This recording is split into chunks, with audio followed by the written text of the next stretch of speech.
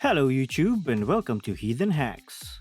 Welcome to the first episode of a new series, or let's just say, playlist that I would like to call 5 Things That I Think Are Useful. Each video would contain 5 random things that I always use on a daily basis or only when needed.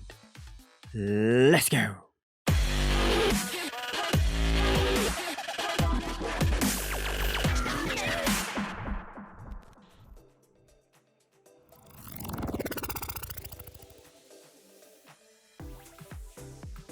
First on the list is a silicone keyboard cover.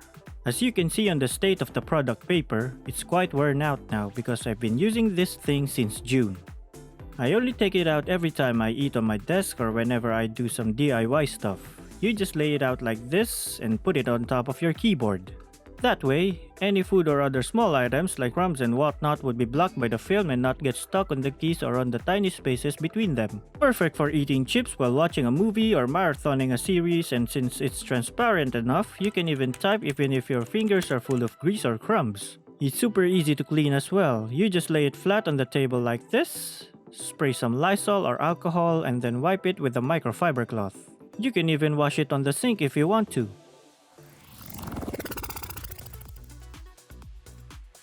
Next up is a memory foam wrist rest. It's from a company called BUBM or BUBM that is based in Shenzhen, China.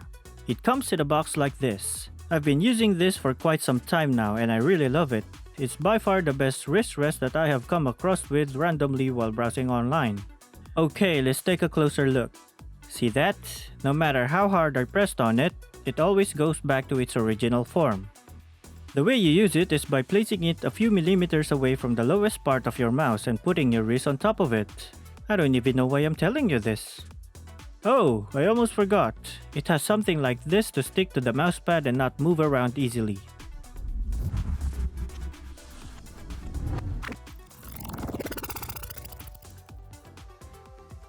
Next up is this one, a contact cleaner. I think I've only used this once on the control pod of my speakers where the power button, Bluetooth switch, and headphone jack are enclosed. There was this one time when I thought that the headphone jack on the control pod is faulty or already showing signs of aging because the right channel keeps on making a static noise whenever I'm adjusting the volume. However, it turns out that the potentiometer only needed some cleaning.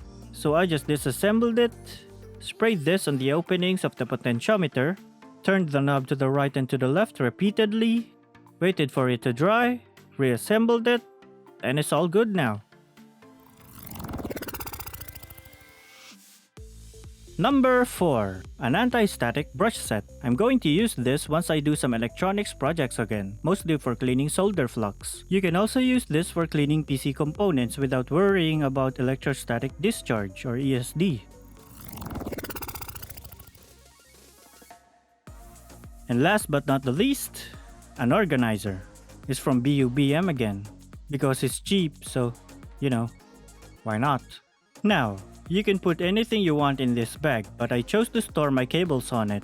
As you can see here, on the first compartment, I have various USB cables that I have collected from all sorts of devices. It also, what? What are you saying? It also has a mesh pocket with a zipper where I keep some more of my cables like an audio jack. On this side, we have the box cutter blade replacements, 5 volts to 12 volts step-up converter, a random memory card, and an external storage USB cable. On the second or lower compartment, we have a USB-C to USB-C cable, microfiber cloth. This is also where I keep my anti-static brush set. And these right here are the various probes for my digital multimeter. And of course, more USB cables. More random cables on this side as well. And that's it. Thanks for watching and see you again next week. Maybe.